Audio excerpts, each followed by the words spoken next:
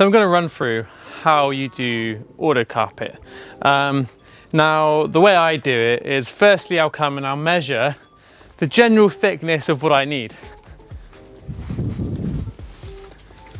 So at the top, I need about 14, 3. So if I make a strip about 20, I know I'll do this entire corner.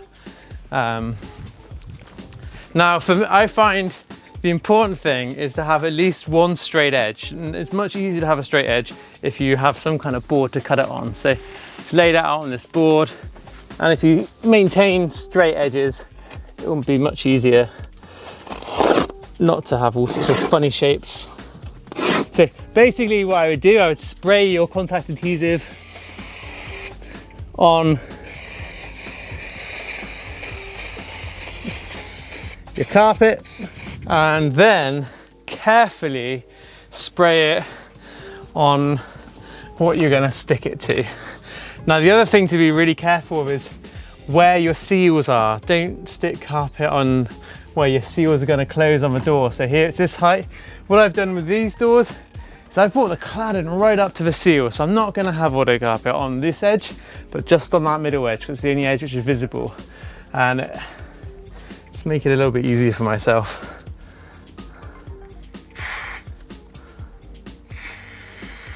You can really get it down to a fine spray.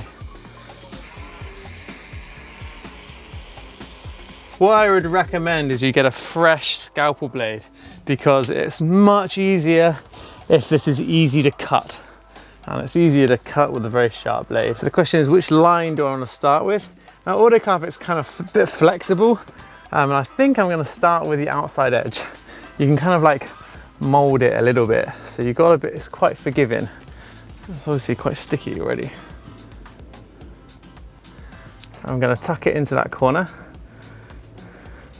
Give yourself a little bit more so you can wedge it in to these back bits. Okay. So if I get this corner right, and then all I've got to do is cut to the form of the next one. And then as I go, I come around this corner, I'm going to start cutting it to fit my shapes. It does shift, or the good, decent Autocarpet will basically have a bit of flexibility, and you can kind of push it and stretch it. And it means you can kind of really get good shapes. See, I managed to basically make this bit wider by just stretching it. Now I've come to this little bit I want to go around. So I'm going to get it in the corner using my fresh scalpel blade, nice and sharp. I can cut around the bit I want to cut around. I'm just going to go around the face.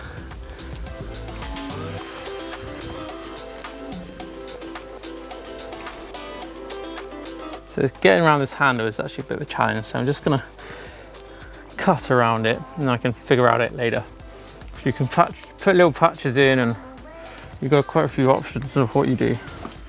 So if I'm satisfied I've got my edge good, my next job is to go and cut it out.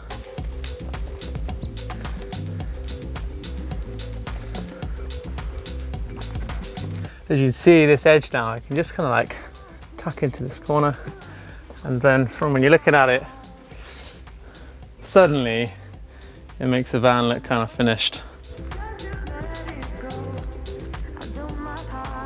Okay, you see it sticking out a bit. All we need now is a little screwdriver. You can just run the screwdriver down. So it just pushes it in behind things.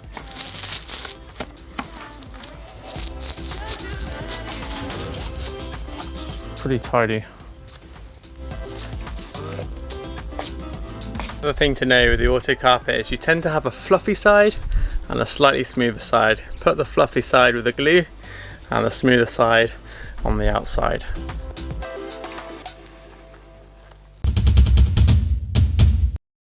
I hope you enjoyed that video. We work really hard to make these videos, and we really appreciate that you helped us by supporting the content that we make. Don't forget that in the description there are a bunch of links for all the parts which we mentioned in this video, and check them out, and it will just make your life a little bit easier when you're searching for things to use for your van. Best of luck for the rest of your conversion. I can't wait to see you guys on the road.